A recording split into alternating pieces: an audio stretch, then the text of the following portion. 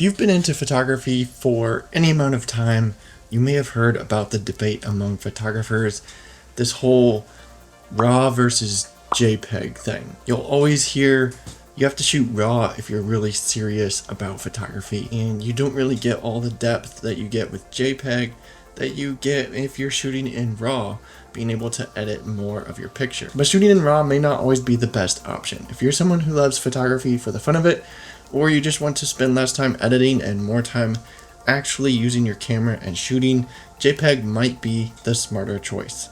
Let me explain. What is RAW and what is JPEG? RAW files are uncompressed, meaning they capture all the data your camera sensor records when you hit that shutter button. This gives you flexibility in editing, recovering shadows, adjusting white balance, fixing exposure mistakes that you might have got when you were out shooting. JPEGs, on the other hand, are processed in camera. They're smaller, easier to share, and they bake things in like the contrast and saturation and the sharpenings. You don't get as much flexibility in the editing process. You also don't need to spend as much time in your editing software just to make your photos look good. Let me know if you've been shooting in RAW or if you've been shooting in JPEG down in the comments below. But I'm going to break this down even further. When you first got your camera, you may try shooting in auto mode, and then after a while you start to learn about shooting in manual mode to get more control over things like capturing motion and light and figuring out that exposure triangle. Or if you were like me, you just might jump right into shooting manual mode and figure it out as you go. Here's what beginners may not have heard when they were getting into photography. RAW files are massive. We're talking 25, 40, even 80 megabytes per photo. Shoot a weekend trip and suddenly you've got 20 gigabytes of files filling up your SSDs. Import them into Lightroom and your computer slows down. Editing takes longer because every adjustment needs some rendering, and before you know it, you've spent more time fixing white balance than actually getting out there with your camera and enjoying photography. If you've ever felt overwhelmed staring at a backlog of RAW files, you know what I mean. It can actually drain the joy out of photography. I have so many pictures sitting on a drive that still need edited. Now let's flip over to JPEG.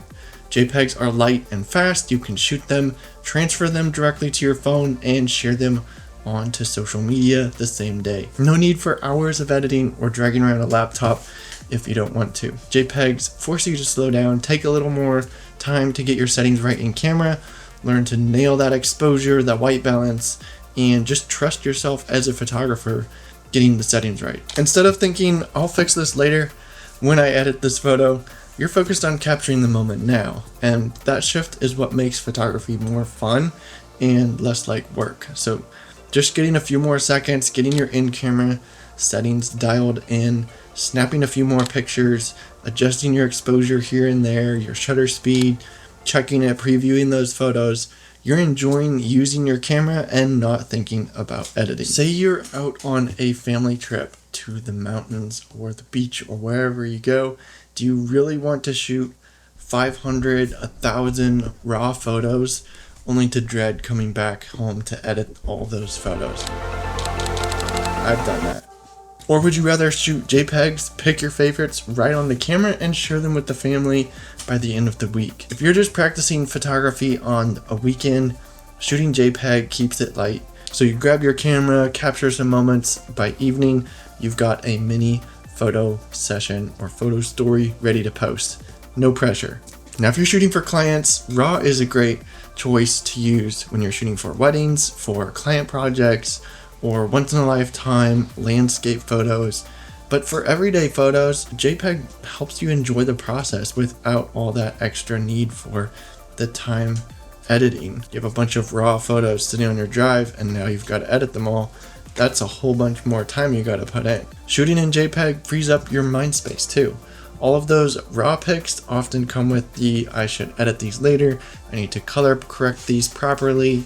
It's easy to procrastinate because it feels like work. With JPEG, you just remove that barrier. You're free to just shoot and share the photo and enjoy the process. The funny thing is that most people won't even notice the difference between a RAW and a JPEG image. On social media, your beautifully composed JPEG photos going to get just as much love as a heavily edited RAW photo. Now, I've actually switched to shooting JPEG after that one trip when I had my camera set to RAW, and you don't want your photography to become work. You want to actually enjoy it.